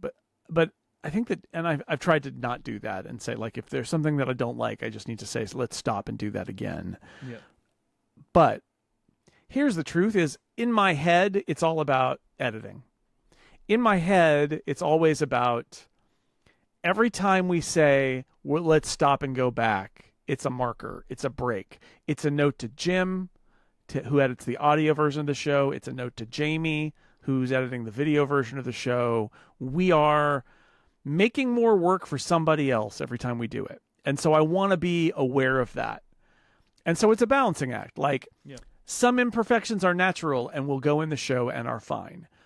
There's a threshold beyond which we got to mark it. We got to break it. And you can hear us, if you listen live, you can hear us get that point. You can hear one of us say, oh, let's do that again. Or, I'm going to do that again. Now, sometimes Myke will silently mark something and say, we redo this and cut that out as a note for Jim. But I'm really thinking of the moments when one of us explicitly either says, I'm going to do that again, or just stops and then says it again. And it's very clearly like, this is going to be a break. Yep. So, but I'm aware, like, every one of those has a cost, right? I don't want to give Jim 30 edit notes if I can avoid it. I don't want to give Jamie 30 different video splices that she has to do. So that's what we're mindful of is this is not a show. So like Myke and I, big fans of The Rest is History. Yep. I hear how edited that show is. They don't let the mistakes in. That gets an intense edit that our shows don't get. Other than Cortex. I guess Cortex gets an intense edit. It does. So we don't do that. We are a little looser than that. But there comes a moment where you're like, okay, now we need to do this anyway. I don't want to make a lot of trouble. This is a fast turnaround show. It's newsy. It doesn't need to be perfect like that. We are a live to tape production, right? So pretty much, right? Closer to most, like a lot of TV shows that you would see where, there is a studio audience and we are recording it live. And so basically all that goes into the recording comes out here. Like, it's not super tidied up, which is, as you mentioned, Cortex, it's very different. Where, like, if I did this, what I just said right now, that's just going to stay on the show, whatever, you can hear me, you know what I'm talking about. In Cortex, that's taken out. Like, one of those did this is taken out. And that is many thousands of edits sometimes, which takes between two people something like 25 hours to edit one episode of a podcast. Completely unsustainable, but it makes sense for the type of show it is with the audience size that it has, right? Like, it's a different beast. It's a totally different type of show.